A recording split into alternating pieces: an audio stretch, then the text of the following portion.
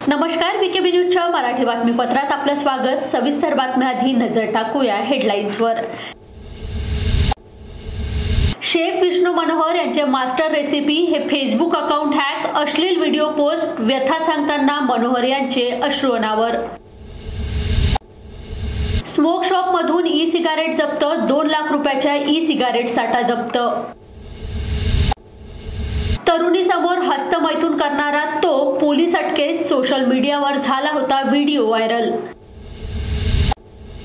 होळीच्या सणाला गालबोट, 12 वर्षीय मुलाचा लाकडाखाली दबून मृत्यू। आता सविस्तर वृत्त।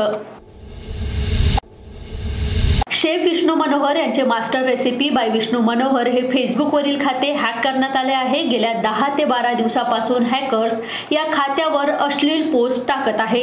त्यामुळे कृपा करून माझ्या फेसबुकवरील मास्टर रेसिपी या अकाउंटवरील व्हिडिओला क्लिक करू नका। प्रसिद्ध शेफ विष्णू मनोहर यांनी प्रसार माध्यमांच्या प्रतिनिधीच्या माध्यमातून त्यांच्या चाहत्यांना आवाहन केले आहे। ज्यांच्या पाककलेची चर्चा जगभरात होते ते प्रसिद्ध शेफ विष्णू मनोहर एका पत्रकार परिषदेत ढसाढसा रडले। विष्णू मनोहर यांचे master recipe by Vishnu Manohar हे फेसबुकवरील खाते हॅक करण्यात आले आहे। गेल्या 10 ते 12 दिवसापासून हॅकर्स या खात्यावर अश्लील पोस्ट टाकत आहे। त्यामुळे त्यांच्या चाहत्यांचे कॉल त्यांना येत असून ती व्यथा सांगताना विष्णू मनोहर यांच्या अश्रूचा बांध फुटला। प्रसिद्ध शेफ विष्णू मनोहर यांनी नागपूरमध्ये पत्रकार परिषद घेतली। या परिषदेत त्यांनी master recipe by Vishnu Manohar हे चालवत असलेले फेसबुक खाते हॅक झाले असल्याची माहिती दिली। 35 साल से मैं खान पान के क्षेत्र में हूँ और खाना बनाना, खाना खिलाना मेरा शौक है।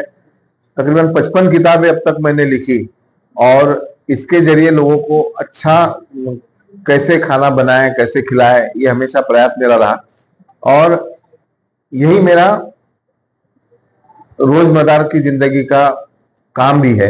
इसी से मेरा बिजनेस चलता है। पर एक बात ध्यान में आई कि ठीक है, इसके कारण मैं तो काम कर रहा हूं, पर लोगों को पता चलना चाहिए अच्छा क्या है। तो इसलिए मैंने एक यूट्यूब चैनल खोला और फेसबुक चैनल है जिसमें मास्टर रेसिपीज के नाम से मशहूर है। तकरीबन 4-5 साल से चैनल चल रहा है और 2000 से ज्यादा अब तक रेसिपीज इसमें मैंने डाली है। और ये फेसबुक पे रोज तकरीबन 4 रेसिपीज अलग अलग जाती है। 4500 से ज्यादा फॉलोअर्स है और फेसबुक से पैसा आता है ऐसे नहीं है, इसमें नहीं आते थे। केवल एक अपना शौक पूरा होना, लोगों को अच्छा कुछ तो दिखा रहे, ये एक इच्छा थी। और ये तकरीबन 10 दिन से ये चैनल किसी ने हैक किया है और ये चैनल जो है हैक करने के बाद केवल वहीं पे नहीं रुका, वो इसके पहले हैक हुआ था। बट उसने कुछ 3-4 दिन के बाद उसने एक मैसेज भेजा, बिटकॉइन से मुझे पैसे मांगा। मैंने मना किया, चैनल ऐसे ही चलता रहा। फिर 5-6 महीने के बाद वो चैनल हमने रिलीज करवाया। पर इस टाइम उसने ना पैसे मांगा ना कुछ, पर वो रोज बहुत गंदी गंदी अश्लील वीडियोज और अश्लील फोटोज उसमें डालता है कि जिसमें वो वीडियोज और फोटोज जब डालता है तो उसका रिलेशन कुछ खाने से होता है। माने ऐसे फल और फ्रूट्स डालता है कि शरीर का कोई अंग अवयव उसमें दिखाई देता है। तो ये बहुत ही हर्टिंग बात है, बहुत ही दुखदायक बात है कि इस प्रकार से वो चैनल को डैमेज कर रहा है। 4500 से ज्यादा फॉलोअर्स थे तो तकरीबन 10 दिन में 1 लाख फॉलोअर्स कम हो गए। और बदनामी जो हो रही मेरी वो बहुत ही अलग है। कुछ लोगों को मालूम है कि भैया ये किसी दूसरे ने हैक करके ये डाल, पर जिनको मालूम नहीं तो वो यही लोग समझ कि भैया ये आप ही डाल रहे हो। इस टाइप का भी कुछ मैसेजेस और मेल मुझे आए। तो आप सबसे विनती है कि इस पर आप कुछ अमल करें। वैसे साइबर में हमने कंप्लेंट की है, पुलिस में कंप्लेंट की है, वो लोग भी सपोर्ट कर रहे हैं। पर सपोर्ट करने के बावजूद भी अब तक वो प्रोसेस जो है वो रुकी नहीं।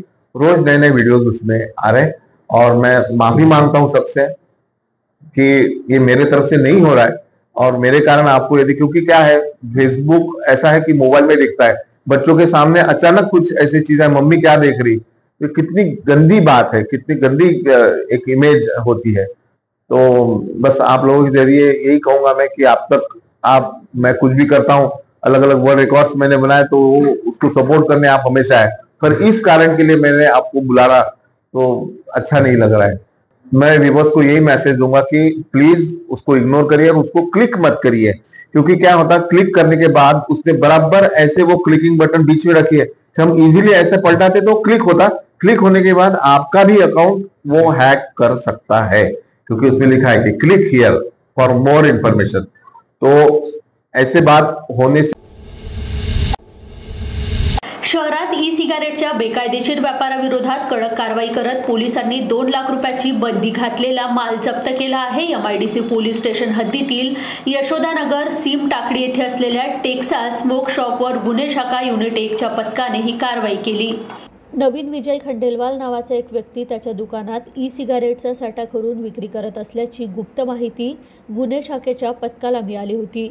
या माहितीवरून कारवाई करत पोलिसांनी घटनास्थळी छापा टाकला आणि आरोपीला अटक केली आणि दुकानातून विविध फ्लेवर्सचे ई सिगारेट जप्त केले। त्याची किंमत सुमारे 2 लाख रुपये असल्याचं सांगितलं जात आहे। आरोपीविरुद्ध MIDC पोलीस ठाण्यात ई सिगारेट प्रतिबंध कायद्याअंतर्गत गुन्हा दाखल करण्यात आला आहे। हे लक्षात घेण्यासारखं आहे की सरकारने ई सिगारेटवर पूर्णपणे बंदी घातली आहे, कारण ती आरोग्यासाठी अत्यंत हानिकारक आहे। असे असूनही काही लोक गुप्तपणे त्याचा व्यापार करत आहे। पोलिसांच्या या कारवाईमुळे बेकायदेशीर विक्रेत्यांमध्ये भीतीचे वातावरण निर्माण झाले आहे। बरोबर आहे। याच्यामध्ये आपण काल 10 तारखेला MIDC पोलीस हद्दीमध्ये टेक्सास स्मोक शॉप यशोधरनगर सिमटाकल हिंगणा रोड मेट्रो पिलर 104 या ठिकाणी जो पान शॉप आहे त्या पान शॉपमध्ये प्रतिबंधित ई सिगारेट विकत असल्याबद्दल आपल्याला गोपनीय माहिती मिळाली होती। त्याच्या अनुषंगाने आपण आमच्या क्राईम युनिट क्रमांक 1 चे अधिकारी आणि अंमलदार त्या ठिकाणी शोध घेण्याकरता गेले असता नमूद शॉपची आपण झडती घेतली। अशा शॉपमध्ये मोठ्या प्रमाणामध्ये प्रतिबंधित ई सिगारेट्सचा स्टॉक मिळून आलेला आहे। त्याचबरोबर ती सिगारेट्स विक्री करत असताना त्या दुकानाचे दुकानदार मिळून आलेले आहेत। याच्यामध्ये एकूण 2 लाख रुपयाचा ई सिगारेटचा मुद्देमाल आपण जप्त केलेला आहे। सदरचा ई सिगारेटचा मुद्देमाल हा भारत सरकारकडील ई सिगारेट प्रतिबंधक कायदा 2019 प्रमाणे प्रतिबंधित आहे। अशा प्रकारची सिगारेट तयार करणे, विक्री करणे, स्टॉक करणे, वाहतूक करणे याकरता नवीन कायदा बनलेला आहे। त्या कायद्याप्रमाणे हे प्रतिबंधित आहे। त्या अनुषंगाने आपण नमूद आरोपीविरुद्ध गुन्हा दाखल केला असून त्याच्यामध्ये जो मुद्देमाल आहे तो 2 लाख रुपयाचे ई सिगारेट जप्त केलेले आहेत आणि त्याप्रमाणे पुढील कारवाई MIDC पोलीस स्टेशनकडे हँडओव्हर केली असून नागपूर जिल्ह्यातील पारशिवनी तहसीलमधील कनान पोलीस स्टेशन परिसरात होळीच्या सणासाठी लाकडाची वाहतूक करताना लाकडाखाली दबून एका 12 वर्षीय मुलाचा मृत्यू झाला। त्यामुळे परिसरात शोककळा पसरली आहे। मिळालेल्या माहितीनुसार कांद्री नगर पंचायत वार्ड क्रमांक 4 मध्ये राहणारी काही मुले होळीसाठी लाकडे वाहून नेण्यासाठी जवाहरलाल नेहरू रुग्णालयाच्या परिसरात गेली होती। 12 वर्षाचा सोनू कश्यपही या मुलांसोबत गेला होता। लाकडे आणत असताना तोल गेल्याने लाकूड 12 वर्षाच्या सोनू कश्यपवर पडले, ज्यामध्ये जखमी सोनू कश्यपला जवाहरलाल नेहरू रुग्णालयात नेण्यात आले, जिथे डॉक्टरांनी सोनू कश्यपला खासगी रुग्णालयात पाठवले। उपचारादरम्यान सोनू कश्यपला खासगी रुग्णालयात मृत घोषित करण्यात आले। या प्रकरणाबाबत कनान पोलिसांनी अपघाती मृत्यूचा गुन्हा दाखल केला आहे। कनान पोलीस पुढील तपास करीत आहे। पुण्यात नुकताच समोर आलेल्या मद्यधुंद तरुणाच्या सार्वजनिक अश्लील कृत्यानंतर आता नागपुरातही असाच प्रकार घडला। वर्धा मार्गावर कारागृहाजवळील सुशोभीकरण केलेल्या फुटपाथवर बसलेल्या तरुणीकडे पाहत एका तरुणाने हस्तमैथून करीत अश्लील वर्तन केले। या प्रकरणी सोशल मीडियावर व्हिडिओ व्हायरल झाल्यानंतर पोलिसांनी त्याला अटक केली आहे। हा युवक निर्लज्जपणे आपल्या कृत्यात मग्न होता। एका तरुणीने त्याचा व्हिडिओ रेकॉर्ड करून सोशल मीडियावर व्हायरल केला। हा प्रकार समोर येताच पोलिसांनी त्वरित कारवाई करत आरोपीला अटक केली। पुढील कारवाईसाठी त्याला बजाजनगर पोलिसांच्या स्वाधीन करण्यात आले आहे। शांतकुमार 28 वर्ष असे अटकेतील आरोपीचे नाव आहे। तो मूळचा कर्नाटकचा रहिवासी असून गेल्या 6 महिन्यापासून नागपुरातील ली मेरिडियन हॉटेलमध्ये किचन सुपरवायझर म्हणून काम करतो। नाही, याच्यामध्ये जर पाहिलं की काल एक समाज माध्यमामार्फत आम्हाला काही व्हिडिओ प्राप्त झाले, त्याच्यामध्ये एक आरोपी जो आहे ज्याचं नाव शांतकुमार आहे, जो की मूळचा हा कर्नाटकचा आहे आणि काही दिवसापासून या ठिकाणी ले मेरिडियन हॉटेलमध्ये तो मॅनेजर म्हणून गेले 6 महिने त्या ठिकाणी काम करतोय आणि काही काल महिलांकडे बघून त्यांनी मास्टरबेट करण्याचा जो प्रयत्न केला आणि अतिशय अश्लील असं कृत्य त्या ठिकाणी केलं आणि त्याच्यावरून जे आम्हाला माहिती मिळाली, त्याच्या गाडीच्या नंबरवरून आमची पथकं सकाळपासून त्याचा शोध घेत होती आणि त्याला आपण सध्या ताब्यात घेतलेला आहे. संबंधित जी फिर्यादी आहे ते बजाजनगर पोलीस स्टेशनमध्ये तक्रार देण्यासाठी गेलेले आहे, परंतु आम्ही सकाळीपासूनच जेलच्या समोर झालेले हे कृत्य अतिशय अश्लील प्रकारचे हे केलेलं कृत्य आहे. सार्वजनिकरित्या त्यांनी बेशिस्त वर्णन आणि इतर याच्यानुसार विनयभंग यानुसार गुन्हा दाखल करायची प्रोसेस बजाजनगर या ठिकाणी होईल. सध्या आरोपी बजाजनगर आणि धंतोली पोलीस स्टेशन त्याचा शोध घेत होतं आणि आम्हाला तो आरोपी सकाळी मिळून आलेला आहे आणि पुढील आम्ही कायदेशीर कारवाई त्याच्यावर करत आहोत. त्या संबंधी आपण तपास करत आहोत. त्याचा मोबाईलचाही तपास केला, त्याच्यामध्ये काही गोष्टी आपल्याला आढळून आल्यात की तो थोडासा त्या संबंधी अश्लील कृत्य करण्यासंबंधी विकृत असावा किंवा त्या सवयीचा प्राथमिकदृष्ट्या तो दिसून येतो. नाही, आम्हाला समाज माध्यमांमार्फत हा व्हिडिओ प्राप्त झाला. त्यानंतर Dhantoli police station, Bajaj Nagar police station हे दोन्ही ऍक्टिव्ह होऊन आम्ही ऍक्टिव्हरित्या पोलिसांनी त्याला ताब्यात घेतलेला आहे. आता घेऊया एक छोटासा ब्रेक.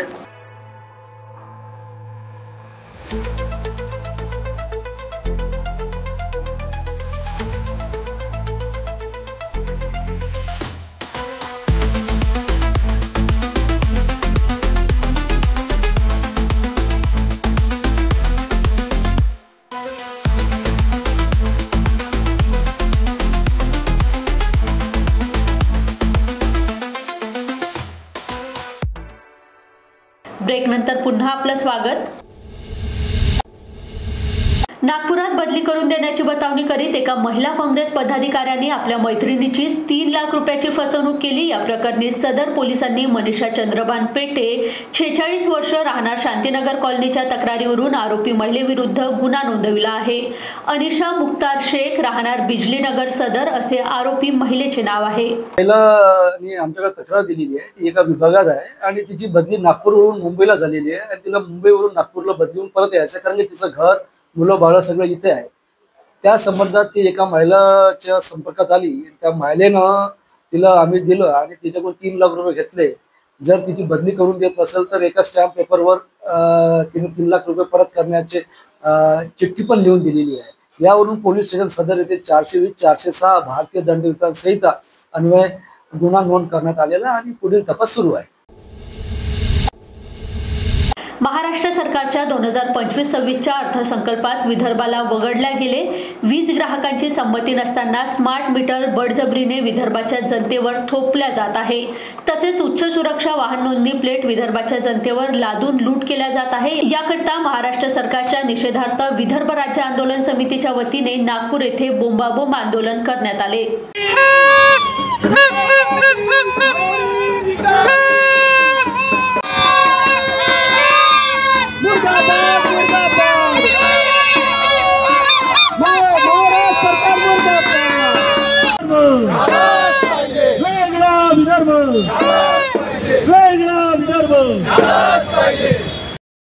विदर्भाचा अध्यक्ष आहे. विदर्भ राज्य आंदोलन समितीने अनेक प्रश्नांवर आंदोलन केले. कोविड पिरियड मध्ये 200च्या वर आंदोलन केले. एक तर आम्ही कधीच म्हटलं नाही की आमचा विकास करा. आम्ही म्हणतो की जसा विदर्भ आहे तसाच द्या. यांचा वैधानिक बोर्ड सुद्धा फेल झालेला आहे सरकारचं, म्हणून यांचा काही अर्थ आलेला नाही. लाडक्या बहिणीच्याही याच्यात घ्या, लाडकी बहीण योजना सुरू करतात. 500 रुपयाचा सरकारी स्टॅम्प 500 रुपयाने वाढवला. म्हणजे पहिले 100 रुपयाचे काम होत होतं ते आता 500 रुपयाचं. महागाई वाढून राहिलेली आहे. महागाईकडे कोणी लक्ष देत नाही. कल महाराष्ट्र सरकार का अर्थसंकल्प आया और उस अर्थसंकल्प में विदर्भ के नसीब में निराशा आई है, क्योंकि जो अर्थसंकल्प आया है वो पूरी तरह से घाटे का अर्थसंकल्प है और उस अर्थसंकल्प में विदर्भ का कोई भी प्रोजेक्ट पूरा होते हुए दिख नहीं रहा। उसके अलावा बेरोजगारी कि जो बेरोजगारी का दंश जो युवा झेल रहा है, उसको लग रहा था कि यहाँ कोई रोजगार का बड़ा प्रकल्प आएगा, उसके बारे में भी घोषणा की नहीं गई। साथ ही किसानों की कर्ज मुक्ति की बात होने वाली थी, उसके बारे में भी नहीं हुई। और ऐसे में विदर्भ की झोली है पूरी तरह से खाली है। जो बिजली के दाम है कम करने वाले थे वो भी नहीं हुए। और क्योंकि सरकार कर्ज बाजारी सरकार है और आज इनका जो बजट है वो डेफिशिएट का बजट है, 45,810 करोड़ रुपए का डेफिशिएट का बजट होने की वजह से और कर्ज बाजारी सरकार होने की वजह से विदर्भ को ये कुछ दे नहीं सकते। इसलिए विदर्भ राज्य आंदोलन समिति आज यहाँ पर निषेध कर रही है और महाराष्ट्र सरकार का निषेध यहाँ पर करके महाराष्ट्र सरकार को चेताने वाली है, महाराष्ट्र सरकार चले जाओ। रामटेक उपविभागीय पोलीस अधिकारी पियुष महाजन आणि देवलापार पोलिसांनी वाळू तस्कराविरुद्ध मोठी कारवाई करताना 8 वाळूचे ट्रक पकडले असून या सर्व ट्रकवर 26 लाख रुपयापेक्षा जास्त दंड आकारण्यात आला आहे। त्यामुळे वाळू तस्करांमध्ये भीतीचे वातावरण निर्माण झाले आहे। रामटेक उपविभागीय अधिकारी पियुष महाजन यांना मिळालेल्या गुप्त माहितीच्या आधारे महसूल विभागाचे 2 पथके तयार करण्यात आली, ज्यामध्ये एकूण 8 ट्रक पकडण्यात आले। या सर्व 8 ट्रकवर महसूल विभागाकडून प्रति ट्रक 2 लाख रुपये दंड, ओव्हरलोडिंग वाळू आणि खाण विभागाकडून दंडासह एकूण 26 लाख रुपयाचा दंड आकारण्यात आला आहे। सर्व 8 ट्रक रामटेक तहसील कार्यालय परिसरात जमा करण्यात आले आहे। महसूल विभागाचे अधिकारी आणि कर्मचारी पुढील तपास करीत आहे। रामटेक तालुक्यात तुमसर मार्गे व MP मधून मानेगाव टेक मार्गे अवैध गौणखनिज वाहतूक होत असल्याच्या माहिती आम्हाला मिळाल्यावरून माननीय उपविभागाधिकारी श्री प्रियेश महाजन साहेब यांच्या नेतृत्वात 2 पथकं नियुक्त करण्यात आली। त्याच्यामध्ये रमेश कोळबे तहसीलदार रामटेक व पूनम कदम अप्पर तहसीलदार देवलापार यांच्या नेतृत्वात 2 पथके 2 ठिकाणी पाठवण्यात आले। त्यांच्याबरोबर मंडळाधिकारी तलाठी शिपाई महसूल सहाय्यक हेही उपस्थित होते। याच्यामध्ये 5 गाड्या ह्या तुमसर मार्गे किरणापूर गोटीटोक या मार्गे रामटेकमधून नागपूरकडे जात असल्याची खबर मिळाली। त्यानुसार आम्ही त्या 5 गाड्या खिंडसी तलाव या ठिकाणी पकडण्यात आल्या। त्याचबरोबर मानेगाव टेक करून पवनी मार्गे कुमारी टोल नाक्यावरती 3 गाड्या पकडण्यात आल्या। त्यातील एक गाडी जी आहे ती चोरबावली या ठिकाणी त्यांना माहिती भेटल्यानुसार त्यांनी त्या ठिकाणी गाडी खाली केली व ती गाडी पळून गेली। पोलीस व मी स्वतः त्या ठिकाणी होतो। आम्हाला चकवा दिला त्यांनी आणि ती गाडी जंगलामध्ये घेऊन गेले। त्यानंतर आम्ही रात्री 12:30च्या सुमारास सहाय्यक पोलीस निरीक्षक श्री नारायणराव तुरकुंडे देवलापार व मी ती गाडी त्या ठिकाणी डिटेन केली आणि दुसऱ्या दिवशी सकाळी आम्ही ती गाडी पोलीस स्टेशन देवलापार या ठिकाणी आणली।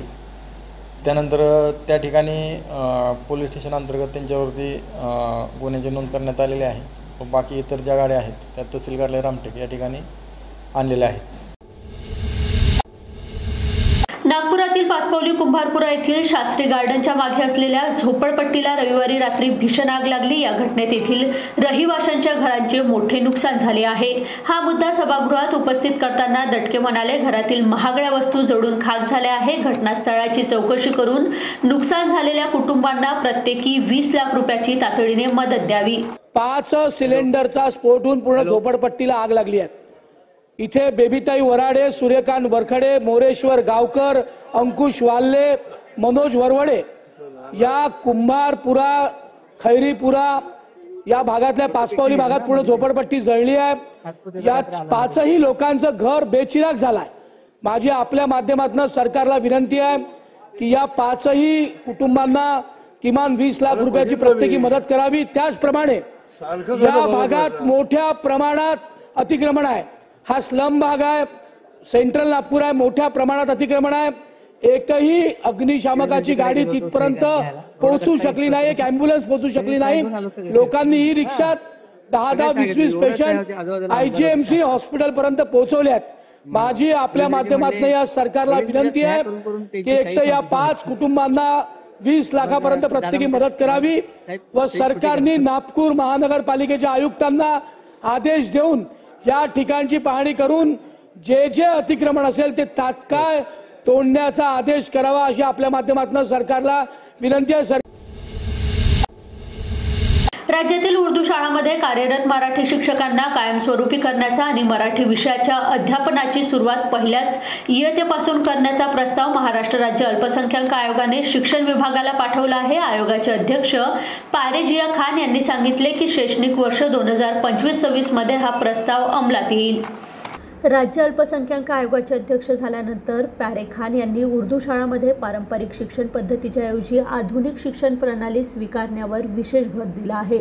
उर्दू शाळांमधील विद्यार्थ्यांना मराठी भाषेचे ज्ञान मिळावे यासाठी मराठी भाषा शिकवणे अनिवार्य करण्याचा निर्णय त्यांनी घेतला आहे।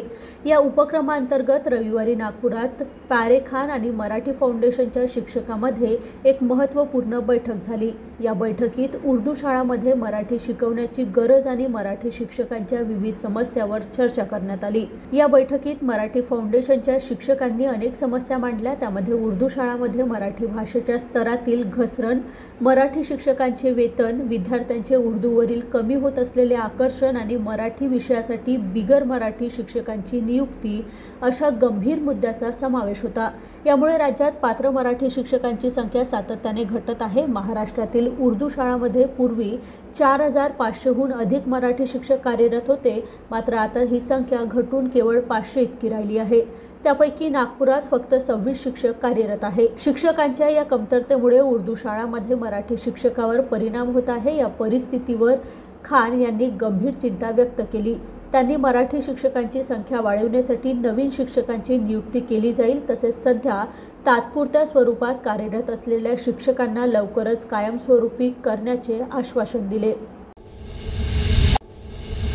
शेफ विष्णू मनोहर यांचे मास्टर रेसिपी हे फेसबुक अकाउंट हॅक, अश्लील व्हिडिओ पोस्ट, व्यथा सांगताना मनोहर यांचे अश्रू अनावर। स्मोक शॉप मधून ई सिगारेट जप्त, 2 लाख रुपयाच्या ई सिगारेट साठा जप्त। तरुणीसमोर हस्तमैथून करणारा तो पोलीस अटकेत, सोशल मीडियावर झाला होता व्हिडिओ व्हायरल। होळीच्या सणाला गालबोट, 12 वर्षीय मुलाचा लाकडाखाली दबून मृत्यू। तुर्तास इथेच थांबूया। बघत रहा वीकेबी न्यूज। नमस्कार।